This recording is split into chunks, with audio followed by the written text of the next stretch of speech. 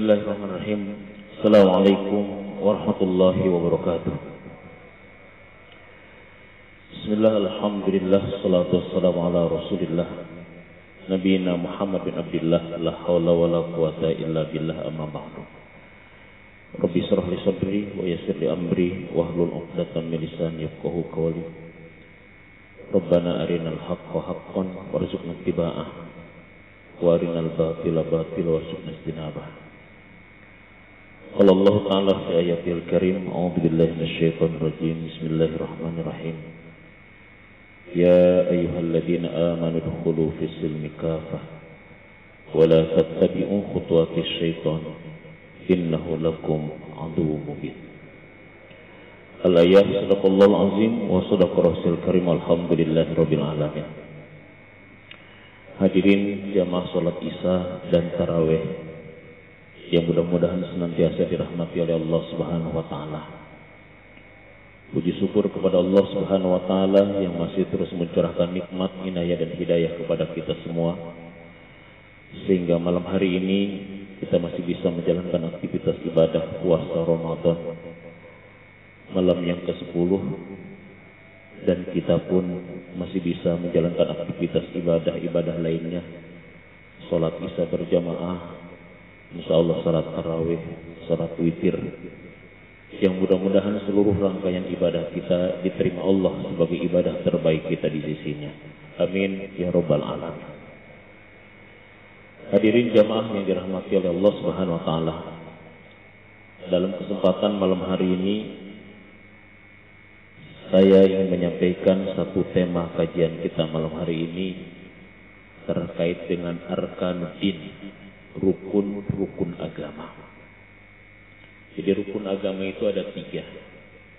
1 arkanul Islam, 2 arkanul iman, dan yang ketiga arkanul ihsan. Rukun Islam, rukun iman, dan juga rukun ihsan. Ini yang dikenal dengan arkanuddin, yaitu rukun agama. Rukun agama ini dijelaskan dalam hadis dari Umar bin Khattab radhiyallahu anhu. Riwayat Imam Muslim. Suatu saat Rasulullah SAW sedang ngobrol dengan para sahabatnya. Mereka sedang berkumpul dengan para sahabatnya. Tiba-tiba datang seseorang yang tidak dikenal, amat sangat putih bajunya, amat sangat hitam rambutnya. Tidak terlihat bekas perjalanannya, rapih sekali.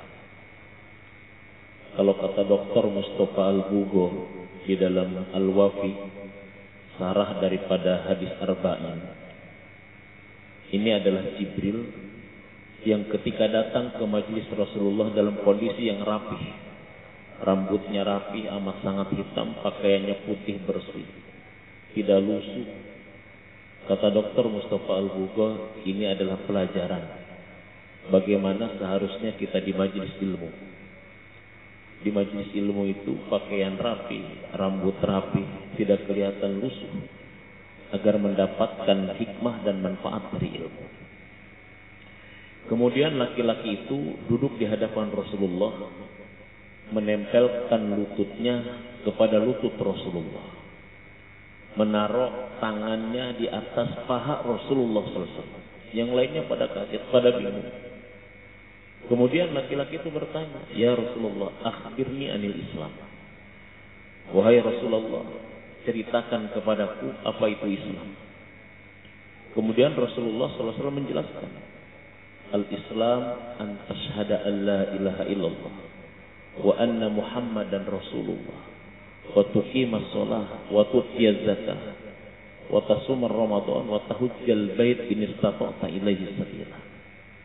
Kata Rasulullah, Islam itu adalah engkau hendaknya bersahadat tidak ada ilah kecuali Allah, Nabi Muhammad adalah utusan Allah, kau mendirikan salat, kau mengeluarkan zakat, kau puasa di bulan Ramadan, dan engkau pun pergi haji ke Baitullah jika engkau mampu.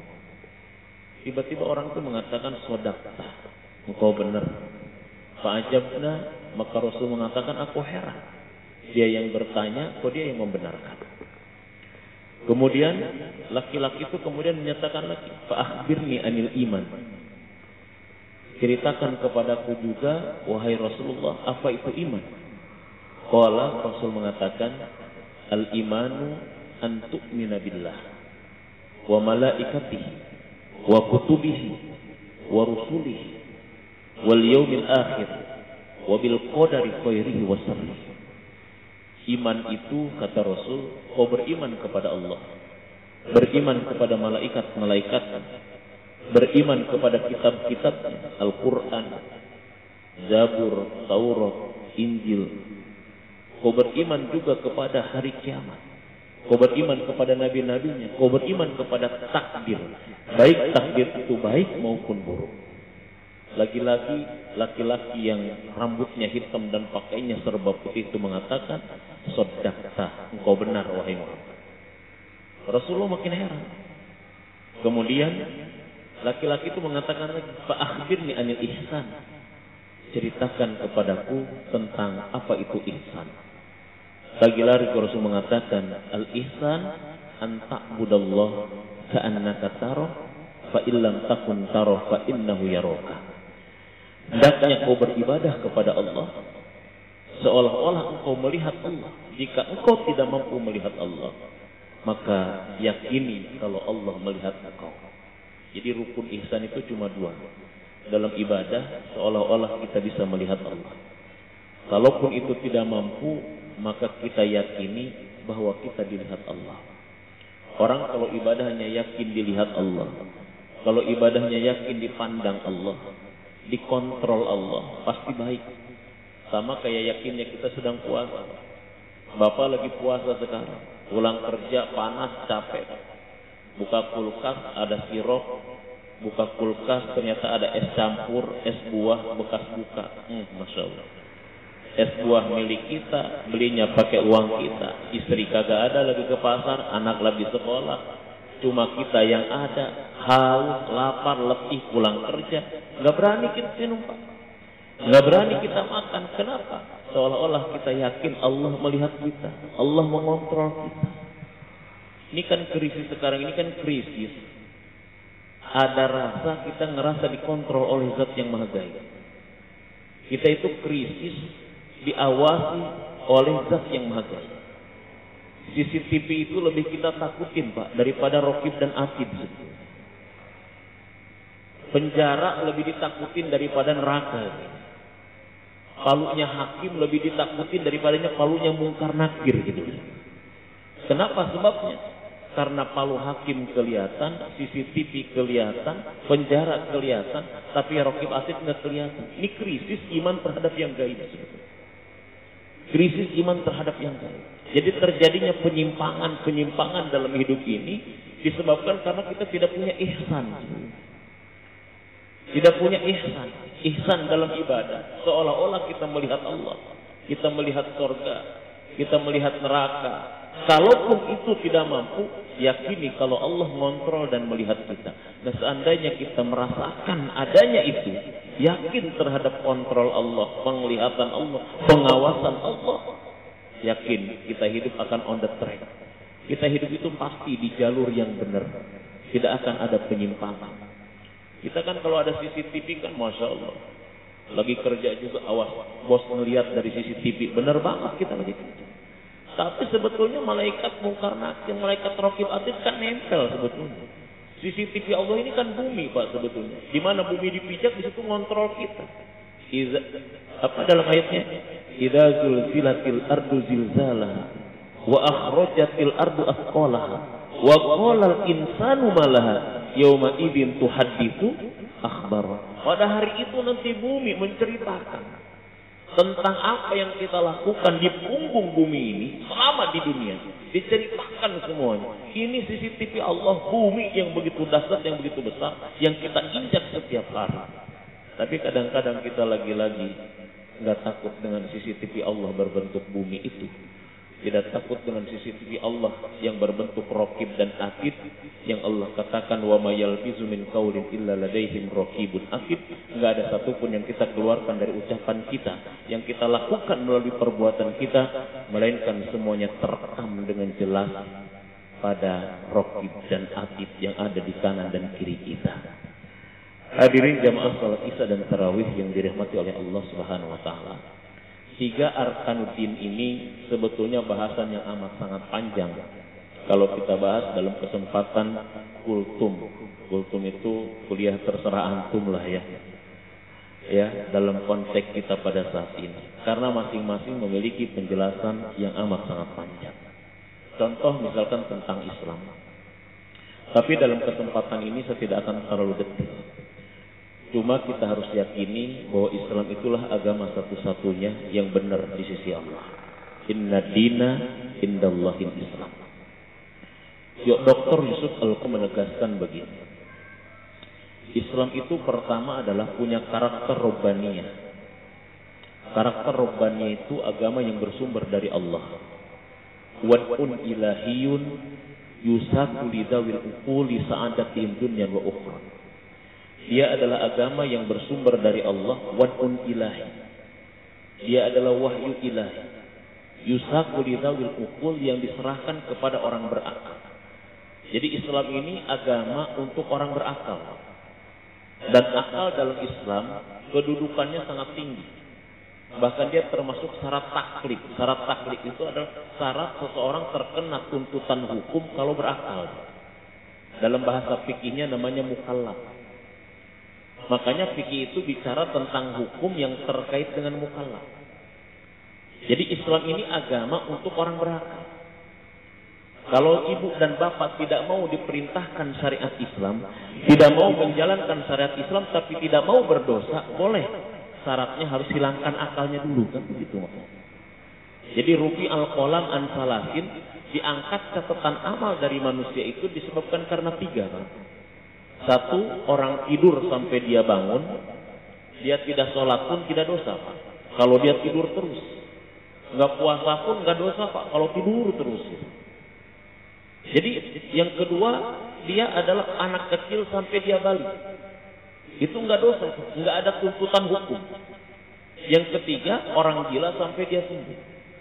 Jadi kalau misalkan bapak dan ibu tidak mau terkena tuntutan syariat, nggak mau sholat tapi tidak dosa, nggak mau puasa tapi tidak dosa, itu harus jadi satu di antara 3 orang ini.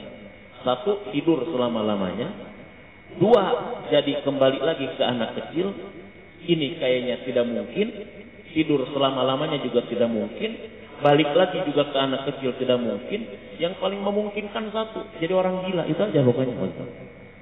Jadi kalau ada orang yang aku pingin bebas, nggak mau diperintah agama, nggak mau diatur, dia sebetulnya sedang berdoa, aku pingin jadi orang gila. Karena manusia yang paling bebas di dunia adalah orang gila sebetulnya. Jadi lizawil ukul, Islam ini agama untuk orang berakal. Jadi Islam itu tidak anti akal, tapi akal harus tunduk kepada wahyu, tapi memahami wahyu harus dengan akal. Makanya dia robbani, 1, agama yang bersumber dari Allah, jauh dari kesesatan dan tidak mungkin menyesatkan karena dia dijaga oleh Allah SWT. Yang kedua, Islam itu adalah insaniyah, karakter. Agama yang sesuai dengan fitrah manusia. Enggak ada satupun ajaran Islam yang bertentangan dengan fitrah kita. Kita punya fitrah hak. Maka Islam mengajarkan kita gimana caranya berhubungan yang baik melalui sebuah ikatan pernikahan. Islam agama yang sesuai dengan fitrah. Bahkan semua perintah agamanya sesuai dengan fitrah. Kenapa kita suruh ibadah? Kenapa kita suruh sholat? Ibadah itu adalah untuk mempertegas tentang eksistensi kemanusiaan kita. Makanya ibadah itu khitabnya kepada manusia. Ya ayuhan nasu budu rabbakumul ladzi khalaqakum walladzina min qablikum la'allakum tattaqun. Hei manusia, sembahlah Allah yang telah menciptakan kalian dan orang sebelum kalian agar kalian bertakwa. Jadi dalam ayat ini perintah ibadah itu ya ayuhan nas, wahai manusia. Jadi perintah kepada manusia. Allahu akbar, Allahu akbar. Itu kita tanya, saya kira-kira manusia atau bukan ya? Kayaknya saya katakan bukan manusia. Enggak apa-apa kita enggak memenuhi panggilan azan. Tapi itu untuk manusia. Jadi ibadah itu untuk membedakan manusia dan mana bukan manusia.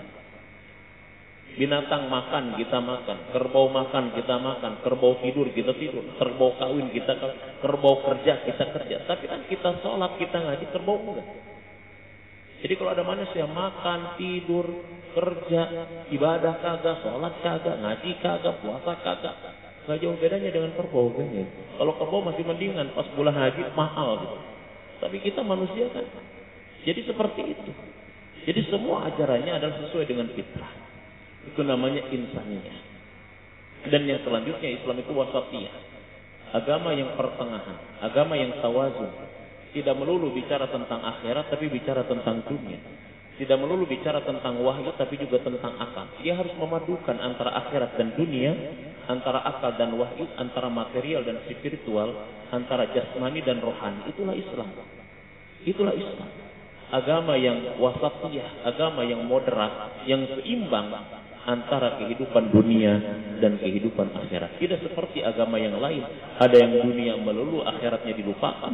Ada yang akhirat melulu, dunianya dilupakan. Tapi Islam, agama yang memadukan antara dunia dan akhirat, akal dan wahyu, material dan spiritual, jasmani dan rohani dalam kehidupan kita sehari-hari. Agama yang begitu luar biasa, indah, dan agama yang memang sesuai dengan fitrah manusia. Itulah Islam, itulah iman, itulah ihsan. Mudah-mudahan kita mampu menjadi pribadi yang berislam, beriman, dan berihsan insyaallah. Itu barangkali kuliah singkat pada malam hari ini.